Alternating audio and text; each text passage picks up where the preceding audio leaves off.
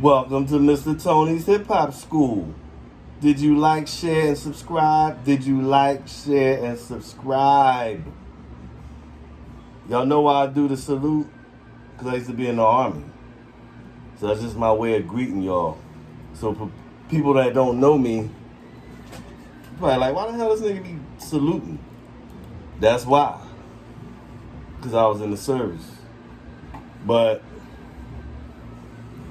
I wanted to finish what I was talking about as far as really it's not just my hip hop journey. It's more the hip hop journey.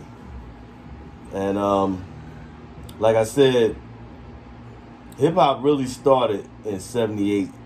Yeah, it might have started. I'm talking about where everybody knew about it.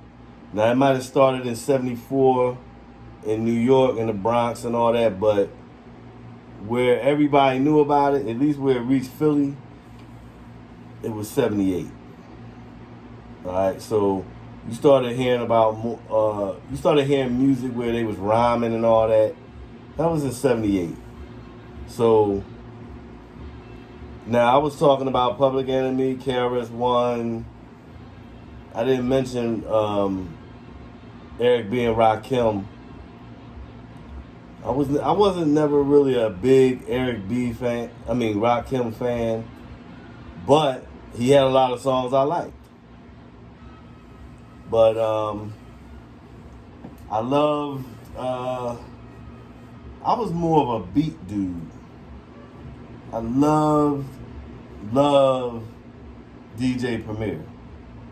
I loved Pete Rock. I loved Marley Marl. I'm going to tell you somebody else that nobody ever talks about. He never gets any props. And that's Herbie Lovebug. He made a lot of music for people. He made music for Salt and Pepper. He made music for Chubb Rock. He made music for Sweet Tea.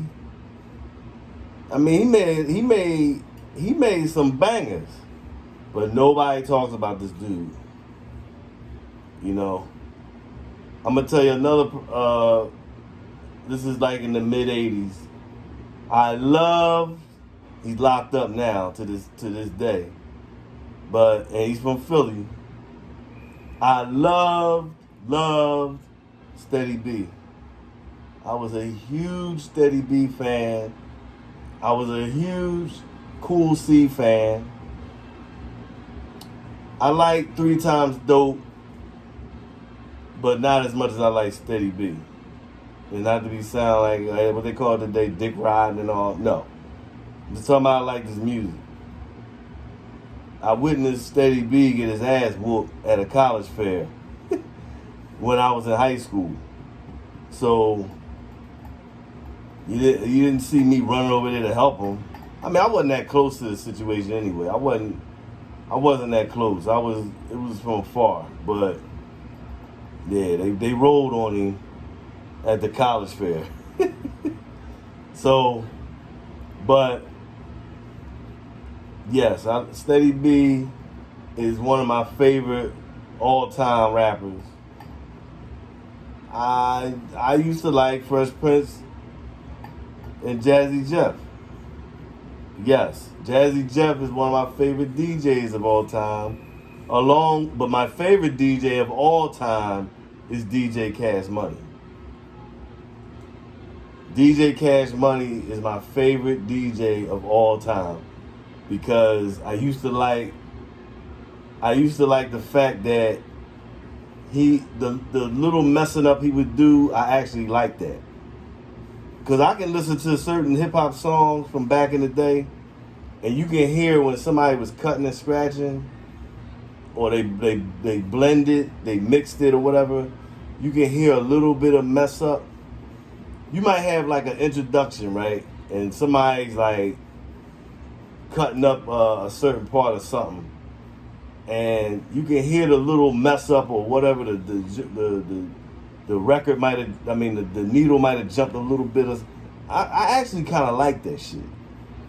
And that's what Cash Money would do. Like, But if you ain't paying it, like for somebody that, for me, like somebody that really love music or another DJ, they gonna notice it. But most people ain't gonna notice it. But like if you have Jazzy Jeff and you have Cash Money, Jazzy Jeff was more precise. His shit was crisp. Where Cash was more, he gonna get a little mess up, but I kind of like that shit. But that's because he was doing all kinds of wild shit. He was doing all kinds of new and innovative. He'd be scratching with his elbow and nose and all that shit. But I like that, man. So he was my favorite, man. You know, it's just so much with hip hop, man, that's missing now. And I know, like, it evolved, but it really didn't evolve. Because what happened is, it's just it just went into some. First of all, the hip hop today is just all about screwing up black kids. That's what the shit is now. I don't give a fuck what nobody say. It's nothing but half naked women. Some of them motherfuckers is transsexuals. You know what I'm saying? Everybody's doing all this fucking satanic shit. This, the one-eyed shit. Like, come on, man.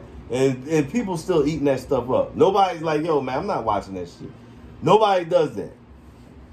Where our music was fucking from the gutter. Our shit was raw, from the hood, from the projects.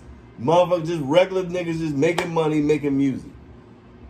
You know? Now this shit is like corporate. You could tell there's somebody that ain't never come from the hood telling these motherfuckers what to do. You know what I mean? You got motherfuckers out here wearing rainbows and all that kind of nonsense. Come on, man. It's time for that shit to end, man. Like, that shit gotta go, man. You know, and a lot of people are not gonna say nothing because they still making money. You know, so they not gonna say nothing against it. I don't even know how motherfuckers have a talk show about Nicki Minaj or what's the boy 6ix9ine, whatever his name is, Tekashi 6ix9ine. I don't even know how you sit and talk about these people as serious artists. I don't even look at them as artists. But anyway, so, you know, you got your Wu-Tang. Man, I love Eric Sermon. I love EPMD, but I like Eric Sermon as a producer. Like, nobody talks about Eric Sermon as a producer. They just look at him as a half of EPMD. But he was a great producer. Like, he made a lot of music. I mean, he made a whole bunch of Redman shit. He made music for a lot of people, actually. It's too many to mention. Nobody talks about Keith Murray. Like, I never hear anybody talk about Keith Murray. Even though I know he didn't have that many albums, he didn't have that many hits. But there was a little period, like around 94, 95, where he was the shit. Keith Murray, you alright with me, bro. Redman is one of my favorite rappers of all time. He had a lot of songs I didn't like, though. But I still liked him. Because he was just raw. You know what I mean? I like that. Sometimes I like listening to that. You know what I'm saying? You know, I love Wu-Tang. I love Wu.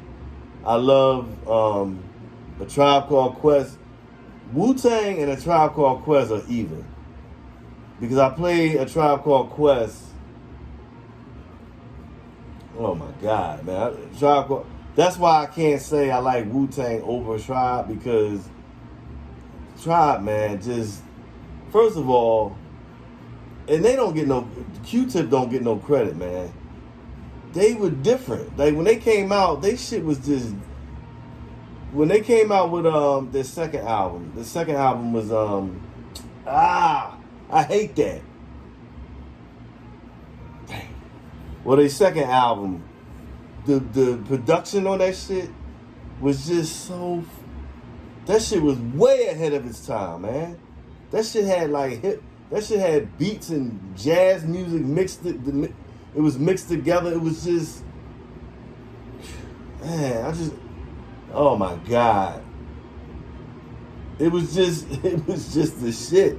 That's what I'm saying, man. Like, back then you rushed to the record store to get this music, and you can't wait to throw that shit in your car, man. to hear that shit as far as the bass and all that, and you can't wait to show it off because you going down the block, and you as soon as you turn the corner and you see people standing outside, you can't wait for your bass. You know what I'm saying? And the people turn around like, damn, who's that? That's something that people don't understand either. Like, only motherfuckers that had systems. It's so much entangled into hip hop, man. It's crazy. Clothes.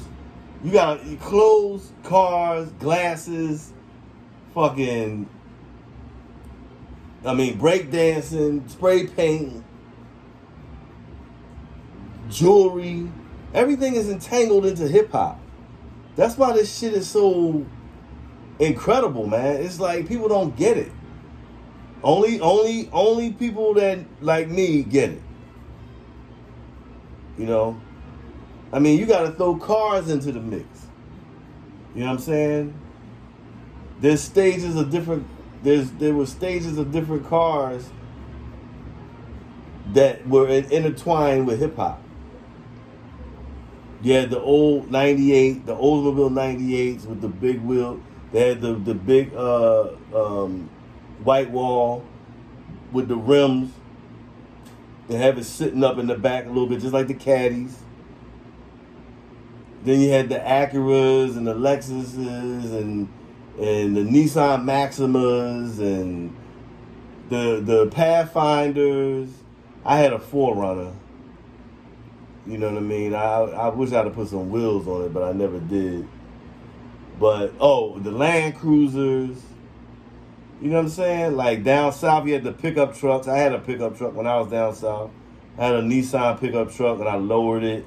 The low riders. But then when I came back up north to Philly, nah. Wasn't doing that up here. That's that country shit. But, I mean, it's like, that's why this is so incredible, man. You had conscious rap. You had quote unquote gangster rap. It really wasn't gangster rap, but they labeled it that. You had the party music. You got the DJs. You got you had the break dancing. You had people that dress like sweatsuits. You got to incorporate the sweatsuit. You got to incorporate the sneakers. You got to incorporate the hairstyles. I remember when motherfuckers used to always have the part right here, all the way to the back of the head, high top fade, the fade blended. You know what I'm saying? Sometimes motherfuckers would put a little blonde in their head. I never did that. The glasses, the name belts. I mean, I could go on and on, man. My time's almost up again, but it's like, and then don't forget we had the Malcolm X hat, the African medallion. You know, the X. Everybody wore the X back then. Yeah, we was on our Power to the People shit in the early 90s. You know what I'm saying? So to me, this shit is special, man. That's all I listen to. I mean, I listen to old school R&B. I listen to all old school music, but old school hip hop is like my favorite child.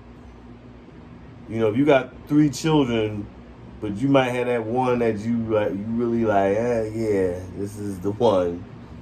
That's what hip hop is for me out of all the music. Old school hip hop. I gotta keep putting that in there. Old school hip hop. But anyway, don't forget to like, share, subscribe. Like, share, subscribe. Like, share, subscribe. Please share this with other people. Man, this shit making my ear look big. And then I forgot to cut the fan off. I'm getting bad, man. But I'm trying to build this channel up. Trying to put out, information about the unsung rappers, the unsung producers, the unsung, anything in hip hop. Groups, whatever. And just a little trip down memory lane when hip hop was hip hop, when it was truly hip hop. Like, share, subscribe. Thanks for watching. Peace.